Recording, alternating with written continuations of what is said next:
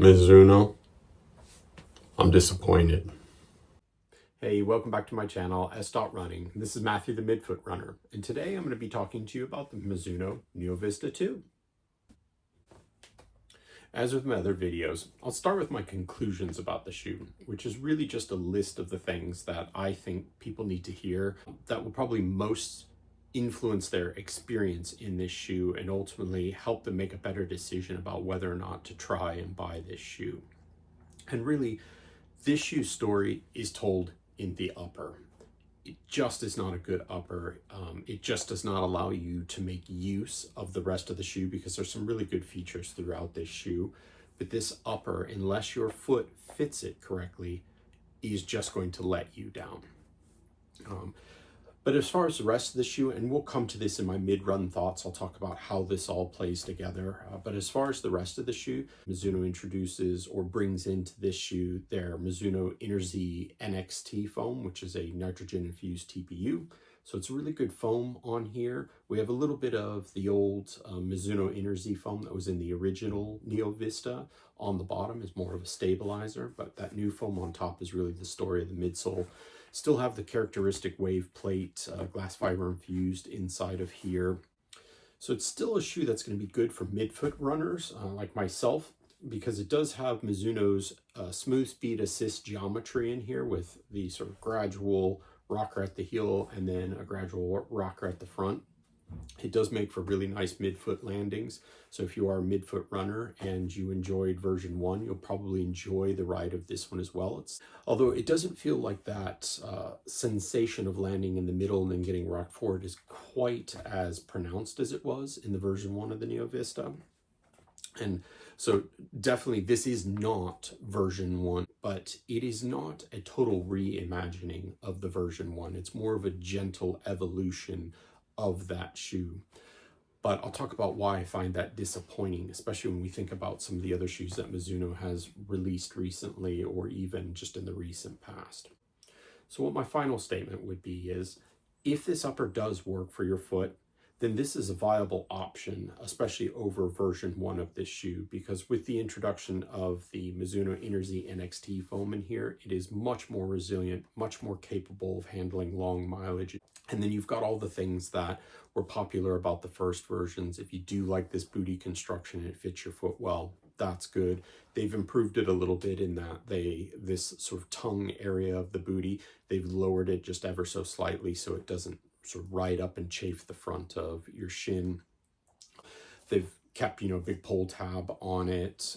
The rubber is essentially the same. It has good grip. The plate is the same. The cutouts in it are all essentially the same, other than the addition of this just little tiny bridge between the foam, which I don't think does much to the shoe. I still find that it rides about the same as it did. So overall, like I said, if it fits your foot, it could be a good upgrade for you. All right, so let's talk about the specs on the shoe. Some basic things you need to know. We have 44.5 millimeters of stack height in the rear and 36.5 millimeters of stack in the front for an 8 mil drop. And it does feel like an 8 mil drop out on the run. The weight comes in at 266 grams or 9.35 ounces in a US size 9.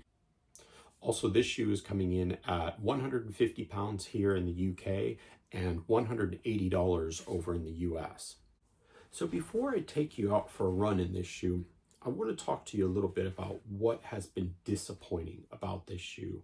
And really, that starts with what Mizuno had released just before it. So this is the Neo Vista 1, the original. And this shoe was much beloved. It introduced a lot of new technologies and really represented a new direction for Mizuno. We had everything from nitrogen-infused EVA in the Mizuno Z foam that was in here. We have the smooth speed assist rocker geometry in this shoe, which was something that was sort of a change for them, and it really allows for that smooth heel to toe roll through this shoe and really gave it its characteristic ride. A lot of people didn't like the booty upper, and I was not a huge fan of it, but I did think it did an okay job of getting you locked into the platform. They've kept their characteristic wave plates in here. They've had that in this shoe and many of the shoes before this. But that was one of the shoes that they had an opportunity to sort of take all those things that they had done that were new and really improve upon them. And instead, even though they improved on some of that in the Neo Vista 2 with the new foams and things, the upper was a huge problem for that shoe, and they didn't improve it. In fact, I would argue they made it worse.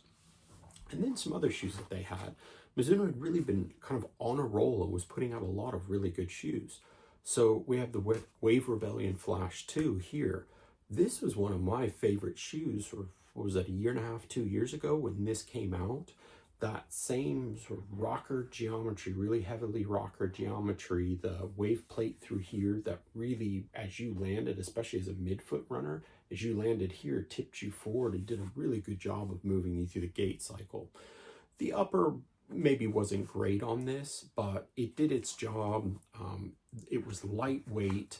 It had that same glass fiber infused wave plate inside of it that you find in the Neo Vista, although the setup of it might be slightly different. This one catered to a little bit faster runs. But this was an excellent shoe. It was sort of an unsung hero of the year a year or two ago. And then the one that I absolutely loved that a lot of people haven't had a chance to try yet is the Wave Rebellion Pro Low. So this looks very similar to the Wave Rebellion Pro 3, but that one obviously has a much higher stack here in sort of the back of the midfoot. This one is the sort of more traditional geometry, a little bit lower one. It is still classed as a 40 mil stack in the back. So it is legal limits, and it still makes use of smooth speed assist in it. It has a carbon fiber infused plate in it. It has their new Interzee XP foam in it. But this is kind of my race shoe of the year last year or the beginning of this year. In fact, I've been back and forth between which shoe I'm going to do Frankfurt Marathon in, and I've fallen back in love with this shoe when I've been doing tempo runs. But between this shoe and some of the other ones that Mizuno released recently, they were really on a roll, and it seemed like they understood what they needed to do. They were producing really good uppers that really locked you into a platform. They were doing a great job of using some of their newer foams and their wave plates in these shoes to create really compelling shoes. But then the Neo Vista 2 comes along, and it just doesn't do that. And in fact, to tell the story, let's take this out for a run. All right, good run today. Talk to you about the Mizuno Neo Vista 2. Got a 15K run for this weekend. Not too long, I'm on a recovery week. Let's start with the upper. And the fit of this shoe is probably best described as tube-like. It's, for anybody over here in the UK, you're familiar with haggis. It's sort of shaped like that. That's what your foot shape would need to be to fit this perfectly. For anybody in the States, you're probably familiar with the tubes of Jimmy Dean's sausage that you can buy in a refrigerator case. It's kind of what the shape of this shoe ends up being. And the problem with it is, compared to version 1, where the knit was really stretchy and it would kind of contour to your foot, the knit on this one is not nearly as stretchy, and so it doesn't really wrap to your foot the way that the other one did. So yeah, it's just not the greatest fit. And when you go to cinch it down, because it's not contouring, it's kind of an odd shape.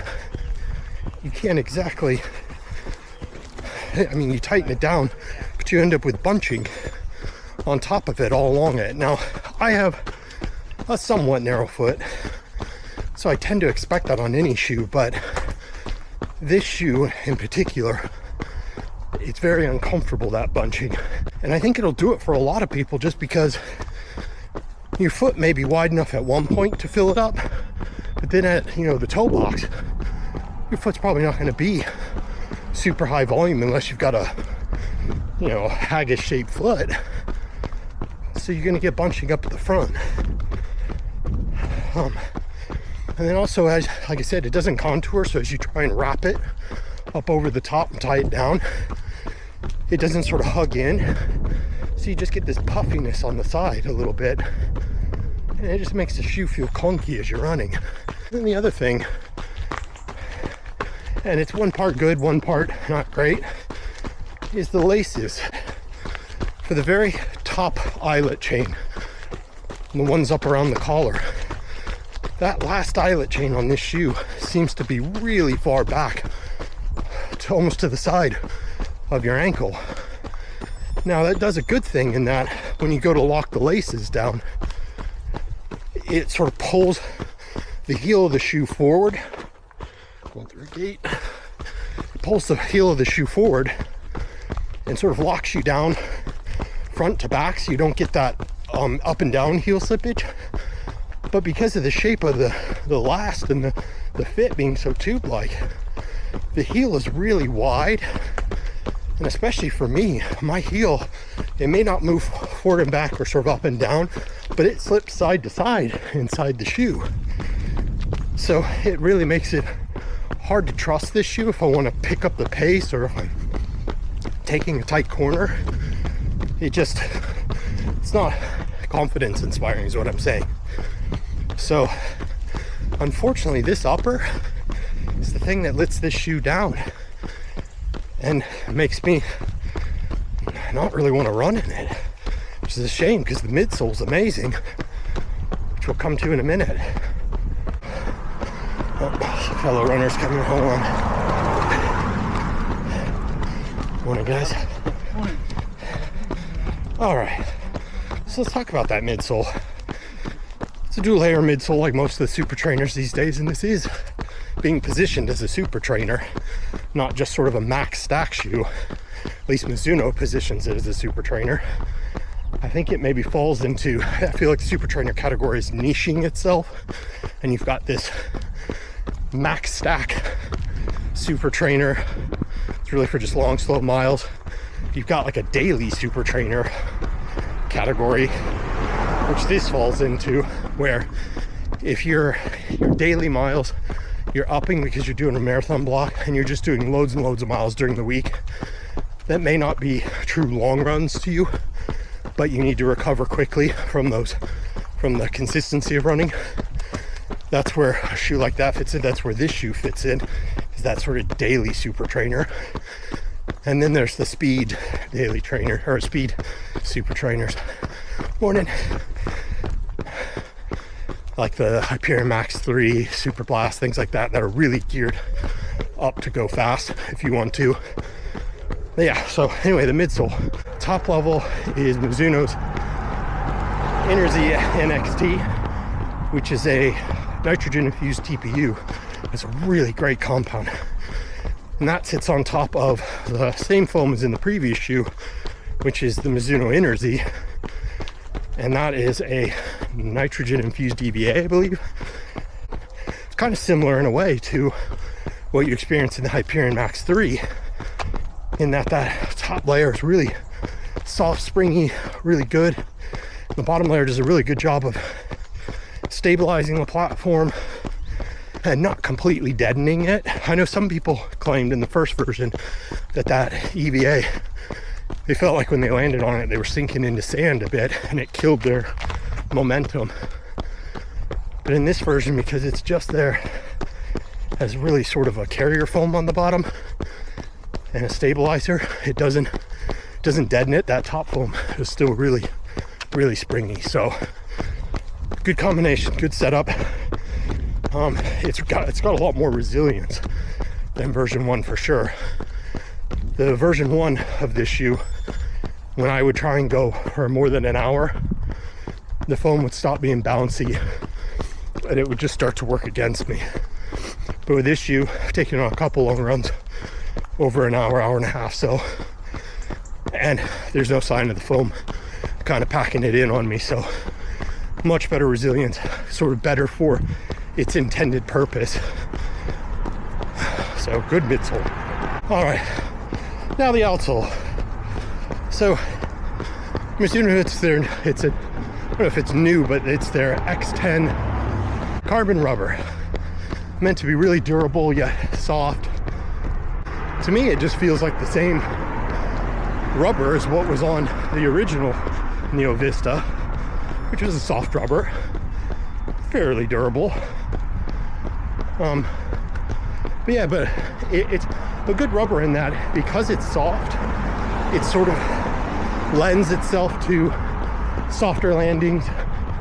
Oh gosh, I'm in the wrong side. But it lends itself to softer landings, and it helps. The first version of the shoe was kind of sloppy. When you were running, you would hear it go slap, slap, slap on the ground, which is quite annoying. This one, I don't know how well you can hear my foot strike, but it's a lot quieter than the first one was. And that may be a little bit of the geometry and other things, but feels nice and soft, good grip. Tried it in the wet the other day and it did fine. The only one thing I'm a little worried about is that the rubber, we're not even, I think we're about 50 miles maybe into this shoe, and the rubber is already looking like it could be wearing a little. Now, that might just be the pattern. I'll throw a picture up here in the video so you can see, and a comparison of the rubber coverage on the bottom of the two shoes, the version 1 and the version 2, which you'll see is almost identical. But yeah, a little worried about the durability there. Okay, so that wraps up my running experience with the Mizuno Neo Vista 2. It's a great midsole and a decent outsole that's really let down by a poor fitting upper. That's the story of this shoe. All right, let's take it back inside for my final thoughts. So just some final thoughts on this shoe before I leave you. What I would say is, unless you are planning on running for more than an hour in a shoe like this, and unless this upper fits your foot just right, I would save the money and look at trying to buy the version 1 Neo Vista, which is, you can find it on sale right now on a lot of websites, especially even on Mizuno's website right now. Or you may try and look at some of the other shoes, the comparable shoes out there. The Brooks Hyperion Max 3 is a great alternative to that, is much better suited to up-tempo stuff if that's what you want to do, has a much better fitting upper. The New Balance SC Trainer V3, you're starting to see those go on sale in some places. I would honestly say look at those. But like I said, you might go in, try this on. If you find out that this upper fits your foot, then this foam setup is really good. It has all the characteristics of the first version of this shoe that made it so lovable. So if you can fit in this upper, then this will be a good shoe for you. All right, well, that's everything from me. Please remember to check out my channel and check out some of the curated playlists I've pulled together. I've pulled some stuff together, some of the best running content from across YouTube from my years of running and researching running. I've got playlists in there for things like shoe reviews. We've got technique playlists. We have a playlist for beginner runners if you're just getting into running or just coming back to running. Some really good information in there. And please remember to like this video and subscribe if you want to receive more content in the future. Other than that, let's get back out there and run.